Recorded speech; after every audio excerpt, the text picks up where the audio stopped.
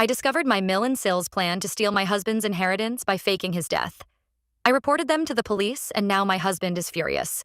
I, 28F, have been married to Oliver, 31M, for 4 years. We met in college when I was a sophomore and he was a senior. I was immediately drawn to his kind nature and sense of humor.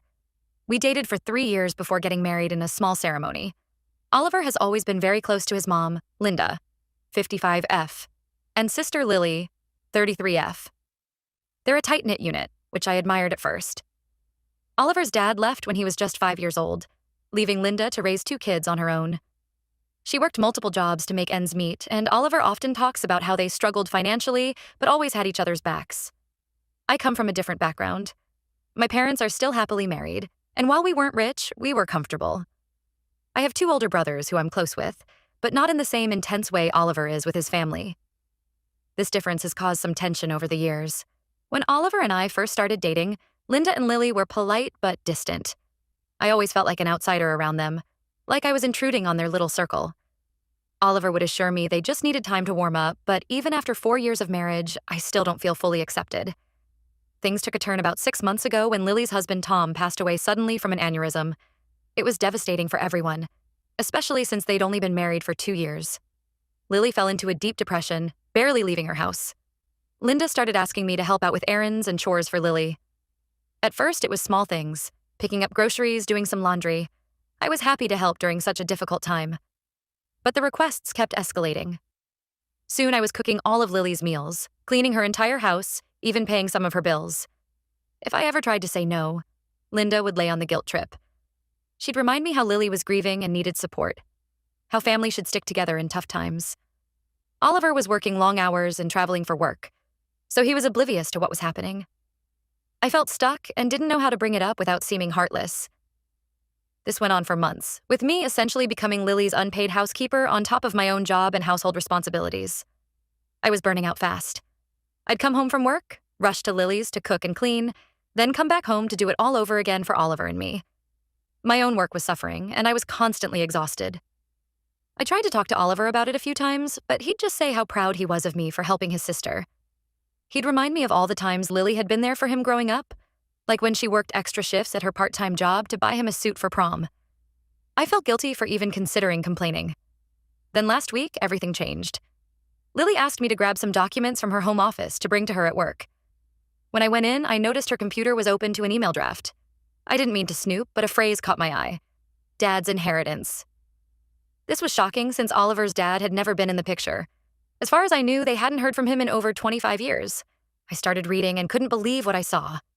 Apparently, Oliver's estranged father had passed away recently, leaving a substantial inheritance to be split between Linda, Lily, Oliver, and their families. The email was to Linda, discussing how to keep the entire inheritance for themselves without Oliver or me finding out. They had forged documents claiming Oliver was deceased to cut us out entirely. I was stunned by their greed and deception. As I read more, I discovered this wasn't a spur-of-the-moment decision. They'd been planning this for weeks, ever since they first learned about the inheritance. There were detailed discussions about how to hide the money, what to tell Oliver if he ever found out, even plans to guilt him into giving them his share if their initial plan failed. I felt sick to my stomach. All those months of running myself ragged to help Lily, and this is how they repaid us?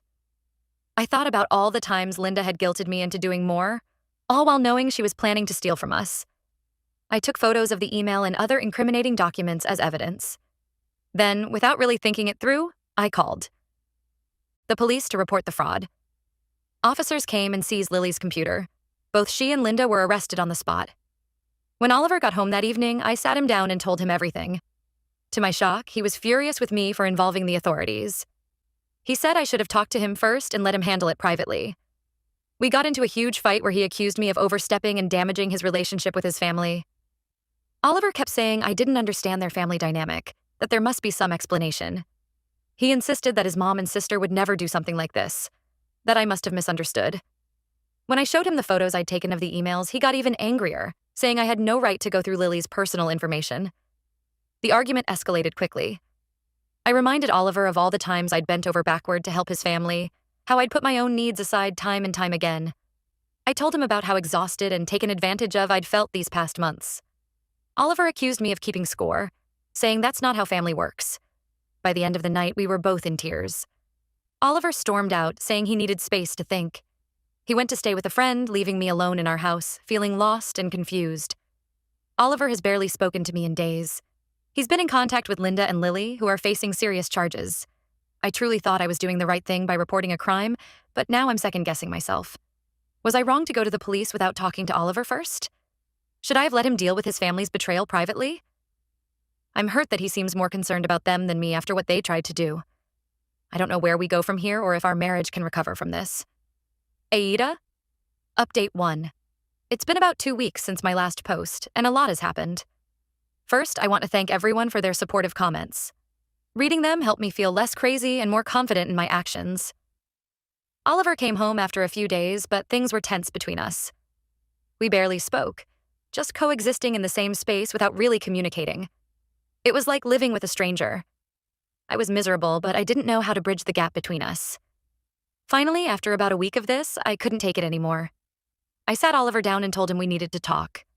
I explained how hurt I was that he seemed more concerned about his mom and sister than about me or the fact that they tried to steal from us.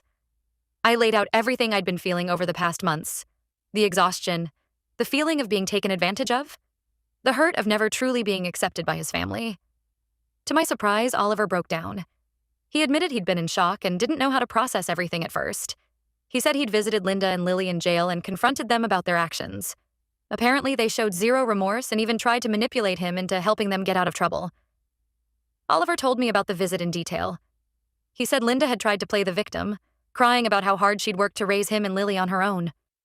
Lily had lashed out, accusing Oliver of abandoning the family now that he was married. They both insisted they deserved the money more than Oliver did because they'd struggled more in life. Oliver said that conversation was a wake-up call. He realized how toxic their influence has been and how much he's enabled their behavior over the years. He told them he was cutting contact for the foreseeable future. We also discussed the inheritance situation. Oliver reached out to his dad's lawyer to get more information. It turns out his father, Michael, had terminal cancer and wanted to make amends before he died. The inheritance is substantial, several $1 million plus property. The lawyer shared some details about Michael's life. Apparently, he had struggled with alcohol addiction when Oliver was young, which led to him leaving the family. He got sober about 15 years ago and had been trying to build up the courage to reach out to his kids. The cancer diagnosis pushed him to finally make things right, even if he couldn't do it in person. Oliver is struggling with mixed emotions about his dad. On one hand, he's angry about being abandoned as a child. He talked about how he used to wait by the window on his birthday, hoping his dad would show up. On the other hand, he feels grateful for this final gesture and curious to learn more about his father's life. As for Linda and Lily, they're still in jail awaiting trial. Their lawyer is trying to get them a plea deal, but it looks like they'll face significant jail time regardless. Oliver said he won't be bailing them out or helping with legal fees. I asked Oliver why he reacted so strongly to me calling the police initially. He admitted he has trauma from a bad experience with law enforcement as a teenager. Apparently, he and a friend were roughed up by cops after getting caught with alcohol underage. He said he panicked thinking about his mom and sister being mistreated. Oliver shared more about this incident. He and his friend had been celebrating after a football game, drinking beer in the park. The cops who caught them were unnecessarily aggressive, slamming them against the police car and twisting their arms. Oliver ended up with a sprained wrist. The incident was brushed under the rug, and Oliver's been wary of police ever since. I understand his fear better now, but I told Oliver I still believe reporting the crime was the right thing to do. He agreed and apologized again for lashing out at me. We both acknowledged we need to work on our communication. Oliver also apologized for not noticing how much pressure his family had been putting on me. He admitted he'd been blind to their faults for a long time, always making excuses for their behavior. He promised to be more aware and supportive in the future. We talked about our childhoods and how they've shaped our views on family. Oliver shared more stories about growing up poor, like how he and Lily would make up games to distract themselves from being hungry. I opened up about feeling like I never quite fit in with my own family, always a bit of an oddball among my more traditional brothers. Things between us are still a bit tense, but slowly improving. We're trying to focus on supporting each other through all the legal and financial complications ahead. We've agreed to be more open with each other about our feelings and concerns moving forward. I'm cautiously optimistic that we can come out stronger on the other side of this mess. It's going to take time and effort, but for the first time in a while, I feel like we're on the same team again. Update 2. Another few weeks have passed, and we've made some big decisions. After a lot of discussion, Oliver and I decided to use part of the inheritance money to start our own business together. We're both leaving our current jobs to focus on this new venture full-time. The business idea actually came from a shared passion we'd neglected over the years. Oliver and I both love cooking, and we've always talked about opening a small restaurant someday. With the inheritance, we finally have the means to make it happen. We've spent countless hours planning menus, scouting locations, and crunching numbers. It's exciting but also scary to make such a big change. However, we feel like this shared goal is bringing us closer together after all the recent tension. We're having to communicate and collaborate in new ways. Oliver's been opening up more about his complicated feelings regarding the inheritance. He confessed that part of him feels guilty for using the money, like he doesn't deserve it after all these years of no contact with his dad. We've had some deep conversations about forgiveness and second chances. We also decided to move into one of the properties Oliver inherited from his father. It's in a nicer area than our current place and will give us a fresh start. The house is an old Victorian with lots of character, but it needs some work. We've been spending weekends painting and fixing it up together. Going through his dad's belongings has been emotional for Oliver, but also healing in some ways. He's learning about parts of his father's life he never knew. We found old photo albums, including some pictures of Oliver as a baby that he'd never seen before. There were also journals where Michael wrote about his regrets and his hopes for reconciliation. Linda and Lily's trial date is set for next month. Their lawyer tried to pressure Oliver into testifying on their behalf, but he refused. He's still struggling with guilt and conflicted feelings, but is staying firm in his decision to cut contact. The other day, we ran into Lily's former best friend at the grocery store.